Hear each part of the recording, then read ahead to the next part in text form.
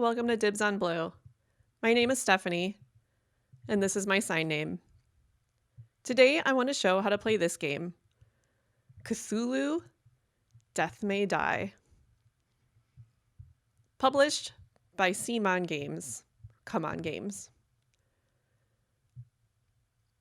You can play with 1 to 5 players.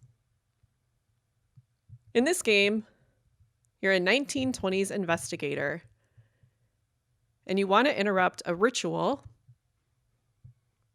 and kill the Elder One. But you have to interrupt the ritual first, and then you can attack and kill the Elder One.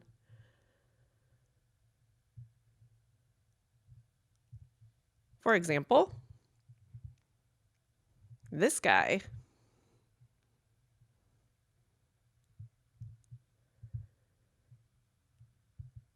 Now, you don't have to buy this. It's an expansion. You can actually play right on this Cthulhu. My husband is still painting this, so follow me on Facebook and Twitter at Dibs on Blue Games if you want to see more pictures and other behind-the-scenes stuff. Anyway.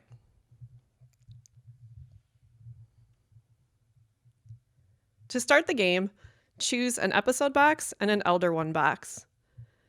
That's episode 1, and the Elder is Hastur. It's up to you which boxes you pick.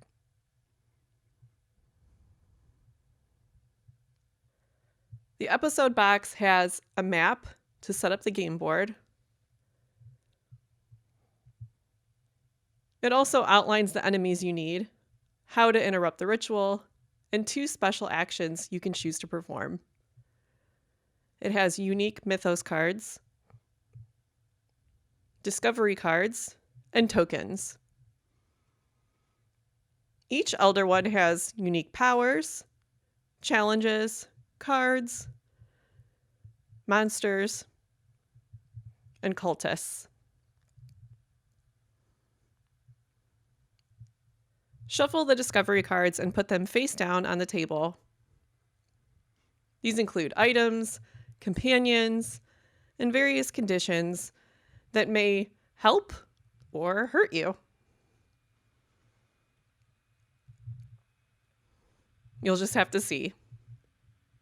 Shuffle the mythos cards, half from the episode box and half from the Elder One box, and put those face down on the table as well. Some will move or summon an enemy. Some will give you stress and stuff. It's not good.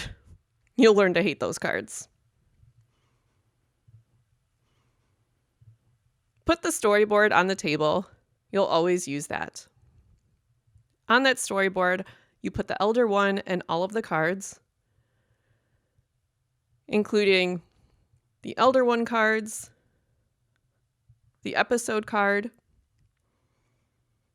and the monster and cultist cards. Enemy cards show the enemy's health, dice they use when they attack, and unique abilities used in different situations. Each player gets 1 random insanity card. So look at that and keep it face up on the table. Choose which investigator you want to play. Up until now, I've been playing Borden because I just love her skills so much.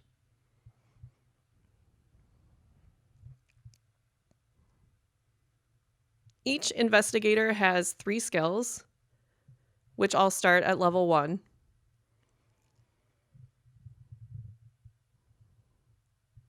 You have an insanity track, and if that insanity track reaches the end, you become insane and die. There's a wound track as well, and if that track reaches the end, you die. If any player dies and the Elder One hasn't been summoned yet, you all lose.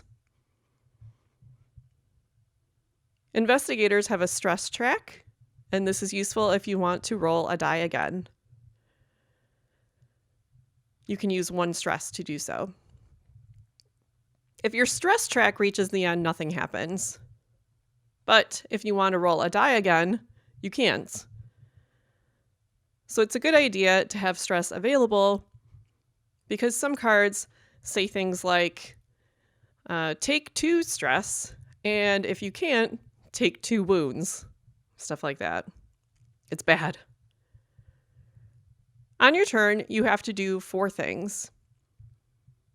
The first thing is out of 5 possible actions, choose up to 3 to perform. You can do the same again more than once if you want. Of the 5 actions, you can choose to run. You can move up to 3 spaces, and the size of the room doesn't matter. A room equals 1 space. You can move room to room if there are doors you can walk through. You can also use stairs and tunnels to move. Like if there's a room here and a room here, you can use the stairs to go from one room to the other room, which would be only moving 1 space. If the room you're in has an enemy and you leave that room, the enemy follows you. They go with you. If there's a fire in the room you are in and you leave, you take a fire token from the supply and put it on your investigator board. For example, if there are 2 fire tokens in your room and you leave, you take 2 fire tokens from the supply and put them on your investigator board.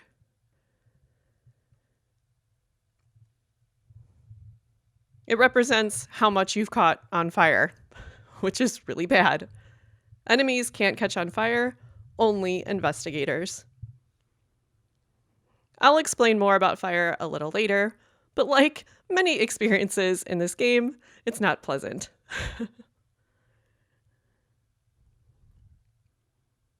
Another action you can take is to attack one enemy.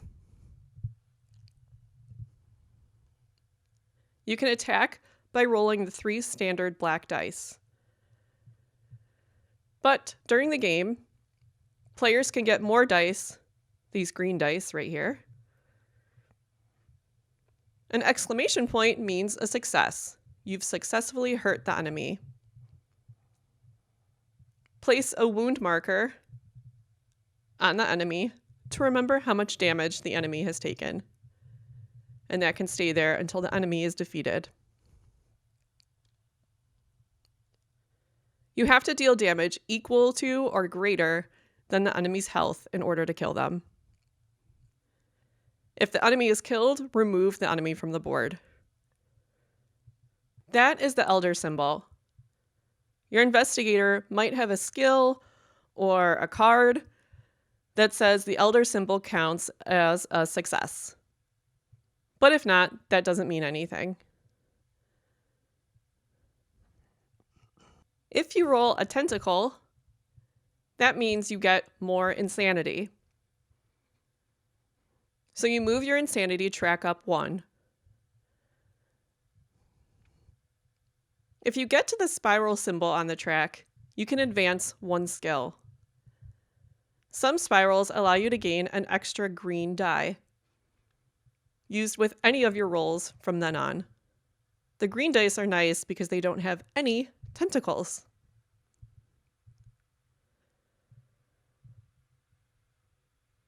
When you get to the spiral on the track, you have to perform the actions of your insanity card. You must first resolve your insanity card, then level up one of your skills.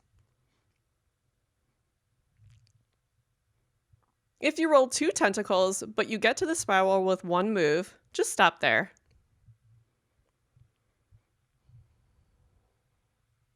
Don't worry about the other tentacle in that case. You don't have to advance your insanity track. If you roll a success and a tentacle, you have to do both. If you roll a blank, nothing happens. Remember, you can use a stress to roll 1 die again.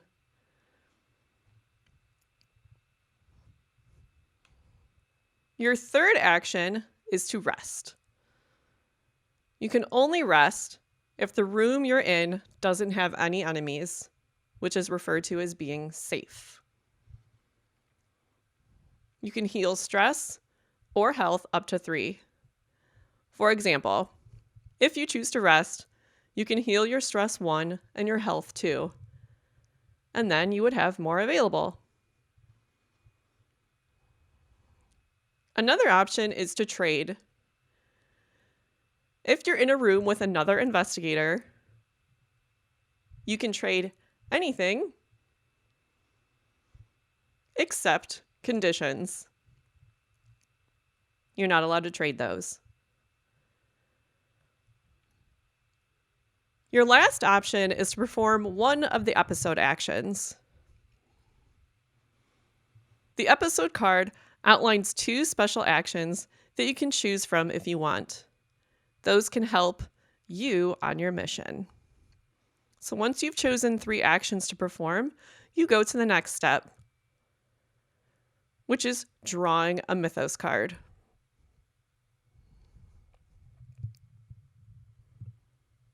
You must resolve that card, and it's never good. So read the card and do whatever the card explains. For example, the card may say something like, each Bayaki moves directly into your space. But if there aren't any Bayaki enemies on the board at that time, then nothing happens. Now, keep reading the card, which says to summon a Bayaki at the red gate. Oops, not there. Here. If you need to summon an enemy, but there aren't any more in the supply, then nothing happens. If during the game a player draws the 3rd Mythos card with this symbol, that's the Elder One symbol. Drawing the 3rd Elder One symbol triggers the Elder One advancing on the Elder One track. Move the Elder One and then read the Elder One stage card. It's probably not good. After that, take all of the Mythos cards, including those drawn, and shuffle them to create a brand new Mythos pile. If the Elder One advances to the red area, or the ritual gets interrupted, the Elder One is summoned. Remove the Stage 1 card and set it aside. Read the new Stage 2 card. It explains where the Elder One is summoned on the board.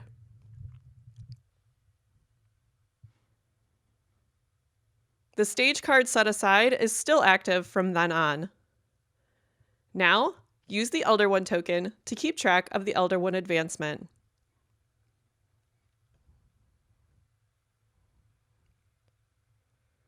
Remember, you first have to interrupt the ritual before you can begin attacking and killing the Elder One. The stage cards show the Elder One's health. When you successfully kill the Elder One at that stage, reveal the next stage card. At stage 3, there's a new health value for the Elder One, so it's basically like killing the Elder One again. The next step is to investigate or fight. If the room is safe, you can investigate. Draw 1 discovery and read the middle text, which explains some requirements. Then you choose the left or right side of the card.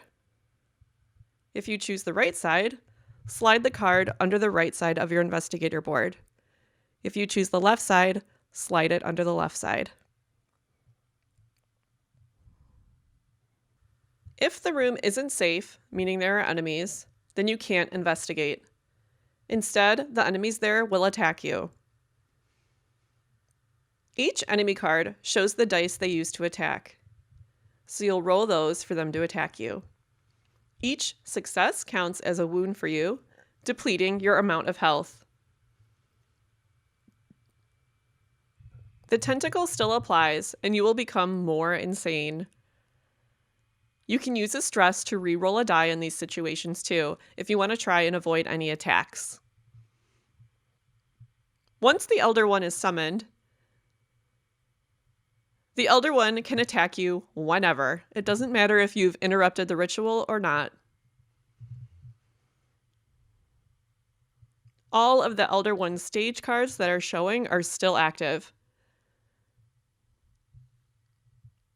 Meaning, you add the dice on stage 3 to the dice on stage 2 for the Elder One's attack. That's a lot of power. The fourth step on your turn is to resolve your end of turn. If you have any fire tokens on your investigator board, you roll 1 standard black die for each token. Each success will wound you. Each tentacle will make you insane. It's like the fire is attacking you. Once you've rolled, remove your fire tokens. Don't remove the fire tokens from the board, though.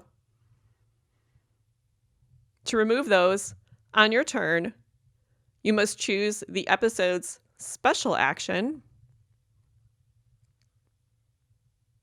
of extinguishing fire.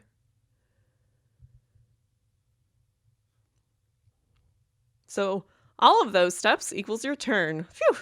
Now it's the next player's turn to choose 3 of the 5 actions, etc. Play continues like that until the game ends. The game ends if any investigator dies or becomes fully insane before the Elder One is summoned. In that case, players lose. If the Elder One is summoned and everyone dies or becomes fully insane, then players lose. If the Elder One arrives at the end of its track, players lose. When the Elder One is summoned, gameplay can continue if anyone is alive. Players can still try to win by interrupting the ritual and killing the Elder One at its last stage. If the Elder One and an investigator die at the same time, players win. Whew, good luck. Have fun. That's it for explaining Cthulhu Death May Die. If you've enjoyed watching, subscribe and click the bell icon to be notified when I post a new video. You can follow me on Twitter and Facebook at Dibs on Blue Games. If you have any comments or questions, please leave them below and I will gladly respond. Thanks for watching. Bye-bye.